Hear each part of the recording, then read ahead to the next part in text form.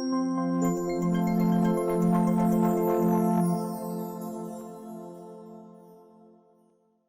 TV, elevate. Ladies and gentlemen, hello everyone. With me here today are the Immaculate Heart OGs who are going to have a very short chat with us. They're going to tell us how it feels like to be out there, how it feels to be called an Immaculate Heart OG. Well, how about they introduce themselves, and we are going to start with her. Well, my name is Abinito Maria Vanita. I was Immaculate Heart in 2013 to 2018, and I am an accountant by profession, and currently I am doing CPA. Thank you. Hello everyone, I'm called Sophia Kampunda. I am a data analyst by profession. However, I am doing entrepreneurship right now. I am in business. I own a business right now, so that's what I'm doing alongside data analytics. Thank you. I was here for 2 years, 2017, 2018. Yes. Hello everyone, I'm Chalewantina. I'm a biomedical engineer by profession, and I was at Immaculate Heart from 2013 to 2018. Thank you. Angela Masia Vimanya is my name. A public administrator by profession, but currently doing sales in Infinix Mobility. I was here 2018-2019. Thank you. Hello everyone, Vera Arinda Tumuhimbise is my name. I was at Immaculate Heart from 2013 to 2018. I'm a lawyer by profession, and I'm a state attorney. That's what I'm doing right now with the Uganda Wildlife Authority. Thank you. Hello everyone, I'm Patricia Twemar, and I did electrical engineering. I'm also a technical instructor, and I'm the proprietor Patek Solutions. I work with Airtel and also work with Hayes Recruitment Experts. I was here from 2012 to 2015. Thank you. Hello everyone, my name is Aturinde Price. I am a lawyer by profession. I was here since 2017 to 2018, and I'm currently working with Lunar Associates Limited. Thank you so much. Hello everyone, Catherine Achunza is my name. I was here 2009, 2014. I am a human resource manager by profession, and I work with Chinyasano Child Development Center. Thank you. How does it feel to be called an Immaculate Heart OG? Well, I would say it is such a great opportunity and a good feeling to be called an Immaculate Heart girl, because the girls from this school always have values that the school instills in us, and every time we are out there, it just feels so nice to be called an Immaculate Heart girl because of how we take ourselves out there, because of the picture that we portray out there, and the fact that the school has made a great name out there. It is also such a big opportunity for us that even when we go to the big offices, we are given chance, we are helped so easily. So I would say it is such an honor to be an old girl. In addition to that, personally, I feel so proud to be an Imakist because it has actually nurtured us into what we are right now. The life out there is actually, I would say, we are living in the reality. The very things they taught us here, the things we went through here, every advice, every encouragement they gave us here, we went out and found everything the way it was. It has helped us live in reality, because being called an Imakist First of all, you'll find great people out there. It is so easy when someone looks at your CV, you have Animakist, and sometimes we are given opportunities just like that. And the other thing with the organizations of IMAC as a school itself, the Nihoga specifically, it has also pushed us, and it has actually put us to greater heights outside the school. Thank you. Yeah, so to all those listening, I think that you can listen, you're hearing by yourselves, like this is real, you can actually make it in life, like the very beautiful professions that they are currently doing. They are actually, you can see they are heading for a very nice future, despite the challenges and everything that may come along. To every student, we can actually still make it. As we listen to their professions, there are all prominent ladies and professionalists out there. I would like at least one or two to explain to us how their world is out there. Our world, personally, like I said, I'm an electrical engineer, and I talk about us living in the real world, but I want to tell you that as women, as ladies, when you've been raised from such an environment, I want to see as doing sports, as doing patriotism, as a leader, as everywhere. What I would tell the ladies that are still here, you need to be involved. That is the one thing I can tell you. What you think is a punishment to you, what you think is torture to you, that is going to help you to be assertive out there. I mean, the field of work where it is dominated by men, engineering is the main field, that's what the world thinks. But there is that saying of what a man can do, a man can do better. But it only works and it only happens if you're assertive, if you're a go-getter, and it only starts now. It is not something that you create in one day, it is something that you create it is progressive, it is gradual. And the world that we are living in, it doesn't wait for you to get out of your comfort zone. It gets you ready, like it finds you when you're actually ready to attack. So I can tell you that things are real. It is not a comfort zone. It is not, they're not green pastures like they're telling us. It is real life.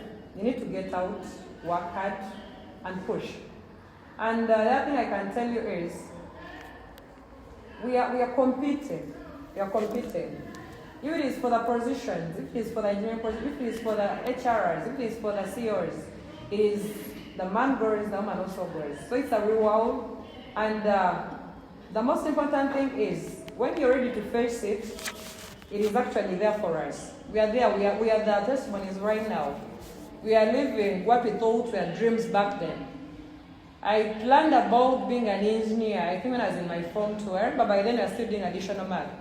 And I was being told by Teacher Raymond, who is still teaches here up to now. Even to that, I was like, hey, I'm an engineer right now. And she was like, you did it? I was like, yes, I did it. So I can tell you that you study trying now, and you live the dream that you're having. Another thing I can tell you is, lastly, as I conclude by the world that we are living, to prepare for it, as ladies, there's something called about networking. The people are going to meet years after here, and you'll be surprised you're going to find them. The people that are ahead of, that have helped me to get somewhere I am right now. So as we're in school, respect everyone. Being in Form 6 doesn't stop you from respecting someone that is in Form 1. Being a minister doesn't mean you shouldn't respect someone that is just a commoner, like very scold them. So let's live a life with good relations, and I can tell you, we're going to face the world right now, we'll be the best. Thank you. And as you have learned, life is not in green pastures out there. That means it's not easy. Hoping we have it. Yeah, so we've all had, I've picked that what a man can do, a woman can do better.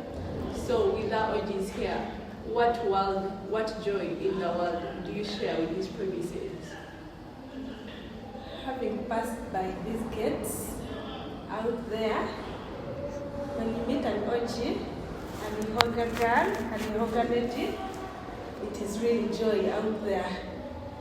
You are being told, like when you enter the gates, you have to be a lady of substance. And I'm telling you out there, you have to leave that legacy. Everywhere you go, in the office, when you're in town, in functions, wherever you are, you have to be a lady of substance. And I still feel joy being a lady of substance. Thank you. In addition to that, when I was here, I was a sports girl. I was playing netball, and I had quite a number of friends because we used to go for nationals, regionals. So those people are still out there in the world. So when we got out, we had an Ihoga FC, we play in different leagues. I don't know if you people have brothers, your dads, maybe your uncles. There are leagues out there when you leave school. There is Intara League, Jovok League, Marahai League. So as the girls, we play in those leagues. For example, she's the captain of the Ihoga League. So I'm always with her. We go, we play football, we cheer the team, all the girls come, anyone who wants to play can play in different leagues, they invite us, they give us invitations actually. Yes, so those big leagues, and those leagues are actually big, and that is what is happening there. So anyone can join, it's not about only us as sports ladies, because me now I don't play football, because those leagues are for football, but I was a sports lady. So when I go there, I get to meet my fellow Imakis. It's fun. So that's the joy that I enjoy that actually began here, because those same sports girls are out there still as well. So that's a good thing. Personally, once again, as actually a sports lady also here, and I'm glad that I still share the joy I had in football even after school.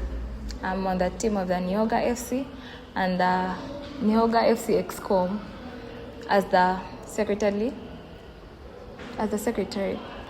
So, but the other thing that really made me, it still makes me feel joy, that the winnings we always had.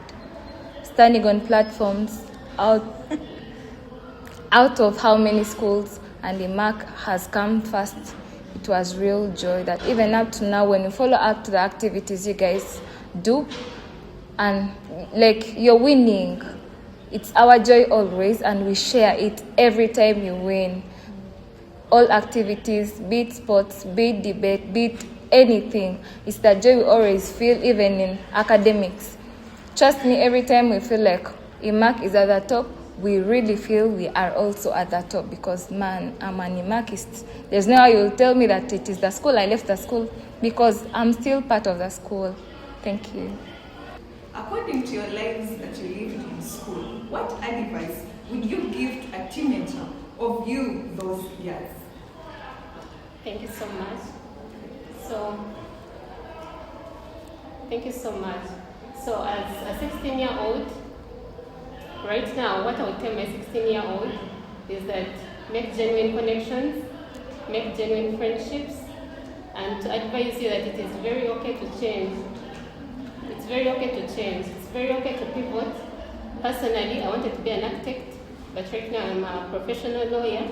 So it's very okay to change your career, whatever dreams you have at your senior 4, at your senior 3, it's very okay to change. And also, I would want to tell you that do not let someone's harvesting season become affect your sowing season. So if you're still planting, do not let someone's harvesting season affect you. And also, I would want to advise you to love yourself, be there for yourself. Do not let anyone discourage you from what you want. Do not let anyone discourage you from your dreams. Thank you so much.